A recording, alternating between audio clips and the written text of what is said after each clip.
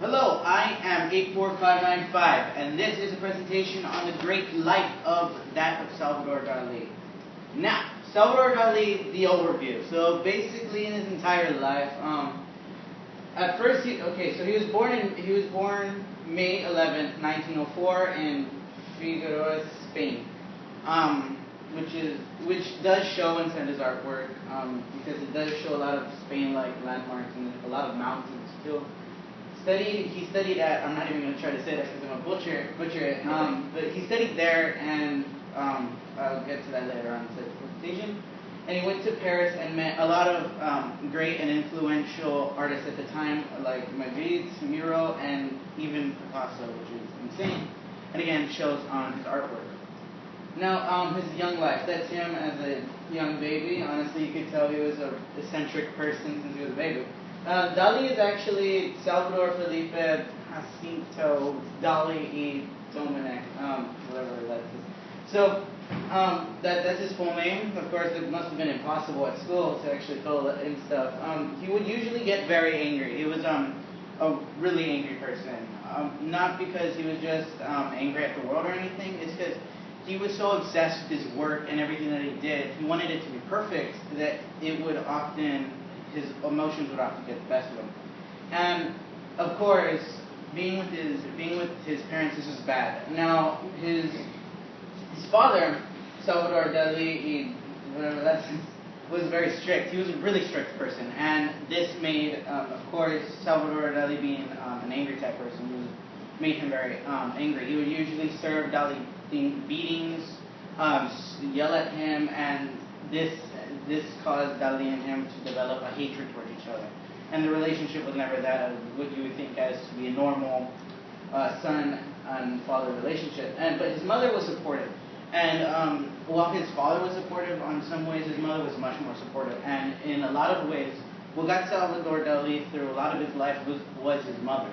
And this would affect him a lot down the line, as you'll see. And then he, like I just said, he had a very bad relationship with his father. And while his father did pay for a lot of the bills and do a lot of things, his father never really liked him, while he never really liked his father, and because of both.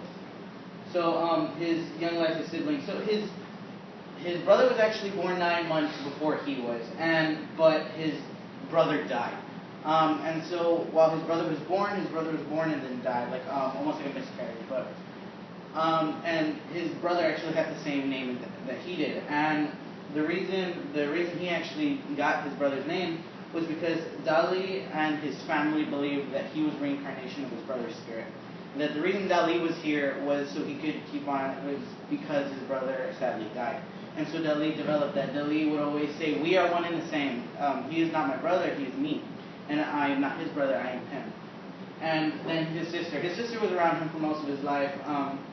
Not really much on that. Not a lot of people, not a lot of things to talk about his sister individually, but that's it.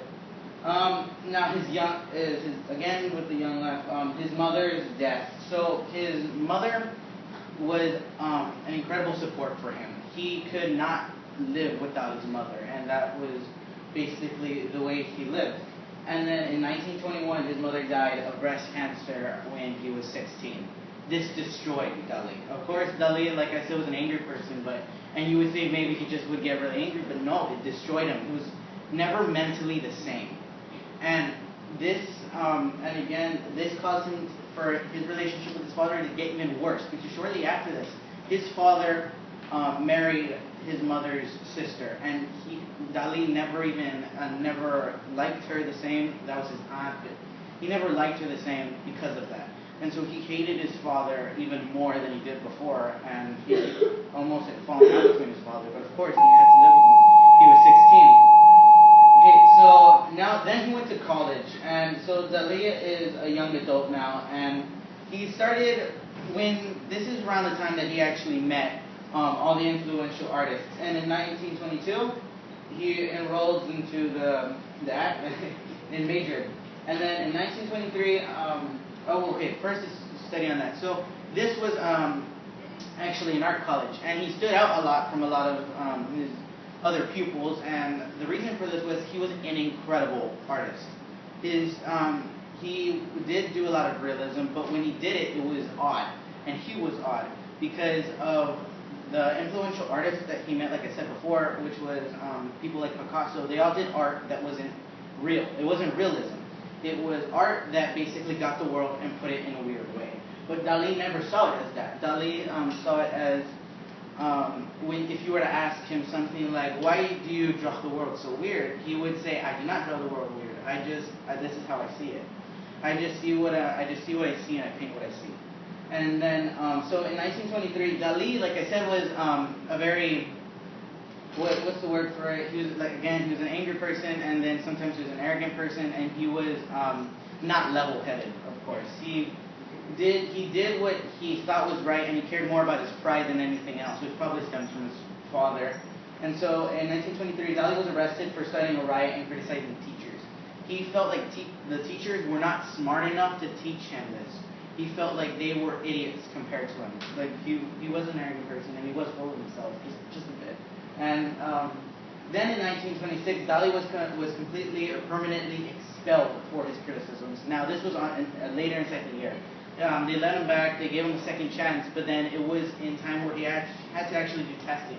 And while doing testing, he told the teachers. He told them that they were so stupid they could not possibly be able to actually measure his intelligence, that got him expelled. And so then this is when he starts to actually find himself. So while he was starting to find himself before, this is where he actually finds what would cement his career, what would cement what kind of artist he was. So these were his styles. His styles were Impressionism, Futurism, and Cubism. Cubism, of course, you could easily tell came from Picasso. This is where, this was something he picked up. Impressionism was, I believe, something where it made an impact and it talked about society in a way.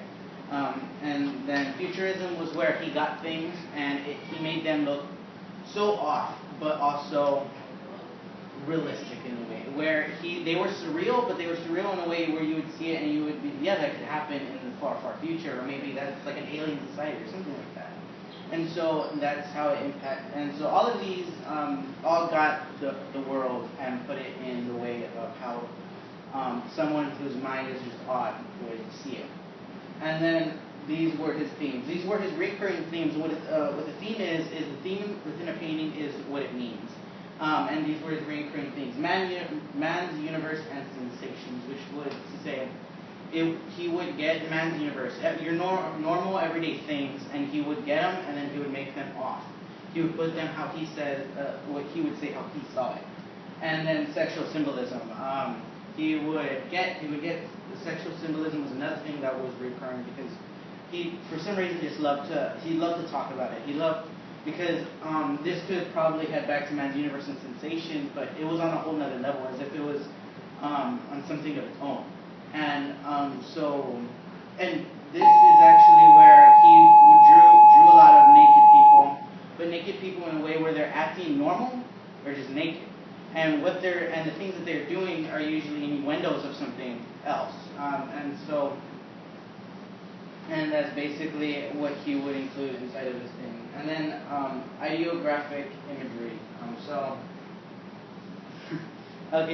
this is where he would show a lot of crazy things. Crazy things where people back then thought meant you have to be on drugs or something. And this actually spawned a lot of his, an incredible quote of his, where he told everybody that asked him, he told them, "I am not on drugs, I am drugs." And so that in and of itself sums up his whole personality, his whole career, everything that he did, his surrealness. And like, that was just him. And so now he's an adult, and he decides what he is. He's a surrealist. He's a surrealist for the people. He's a surrealist that just wants to rebel against all of society. And so it goes on, and he becomes very well known. Very well known. This is actually one of his arts, and you can tell it's odd, it's crazy, but it's interesting to see. You look at it, and it's like a dream, and it matches perfectly what a dream would look like. It's more real than real itself. And so he, of course, becomes well known. He went through his first surrealist movement because like a lot of artists, they all have movements, and they all, which is periods of their life where they do something. So that's his first surrealist movement, where he painted a lot of paintings. And then this, actually, he made a true name for himself, where now people know who he is. He is Salvador Dali. Now it's not just people in a college or people in a town. The world notices Salvador Dali. So they goes on, and then he meets his wife. So in 1929, Dali meets a woman by the name of, well, she's Russian, so, and she was actually married to a poet, and she was married to another person who was a poet, and so they started to fall in love, and so she left the poet for Salvador, and they matched perfectly together. It would be where you say opposites attract, and because she was more of a real person, and Dali's head was in the clouds, so she kept him grounded basically, and this would now Dali feels complete now, and so Dali gets it, yeah, like I said, and they get married, and it's like I said again. So it's as if pure insanity met sanity. It's a perfect combination. And so it goes on, and his surrealist expulsion. So one thing about it is that the surrealist movement was a movement, and it was where there were a lot of artists and a lot of poets that led this movement, mostly artists, and they did it to rebel against a lot of the leaders at the time, because the leaders, they were bad leaders. They were doing bad things, so these people made their art to rebel against this. It would usually make statements that a lot of people didn't like, and they liked to be things like that. And so Salvador Dali, being who he is, would like make it really tense, because he hated the fact that someone was leading a movement like this. He had the idea of, wait, if we're going against leaders, why do we have leaders in the first place? And so he made it really tense. And with the leaders, Dali clashes, and he makes them angry. And it was because of this and a lot of other factors of Dali and his mindset to a lot of things that got him expelled. Of course, he still do surrealist movement, it's just he wasn't part of the movement anymore. He was not realized that someone was part of the movement. And because of this, he decides, I'm not going to do surreal art. He just kind of moves on and does non-surreal art. He doesn't care anymore. And so then these are his final thoughts. He was, of course, an odd person, as a lot of people would call him. He was, and that makes sense. He was a genius. He was a brilliant person. And a recurring thing is that with a lot of brilliant people, they're going to be odd. They're going to be eccentric. And that was just one thing with it. And then an important part. He was an important part of the art culture. And throughout his life, he wanted to be part of this, like, other artists that he saw, like Picasso and the other ones. He wanted to be influential, and he wanted to change the world, and he wanted to mold it, and that's what he did. He made, and now a lot of people follow him, a lot of people know his art, and a lot of people realize him as an incredible artist. He influences a lot of artists today, and he influences a lot of everything today, a lot of thoughts that we have, and he influenced me a lot. Influenced my art and influenced my outlook on everything. And he has a personality people can see themselves in, because it's, while you see his personality and you think, okay, he can't be like anybody else, he's his own thing, but at the same time, he is like everybody else. He's an exaggeration of what is humanity's inner thoughts. So everything, like the things you think or what you want to tell people, he's told people. The things that you are wondering about or your dreams, he's drawn them. And that's one reason so many people love him, because he is the voice for a lot of people without realizing he even is. And I would like to credit the biography.com. They were really helpful, and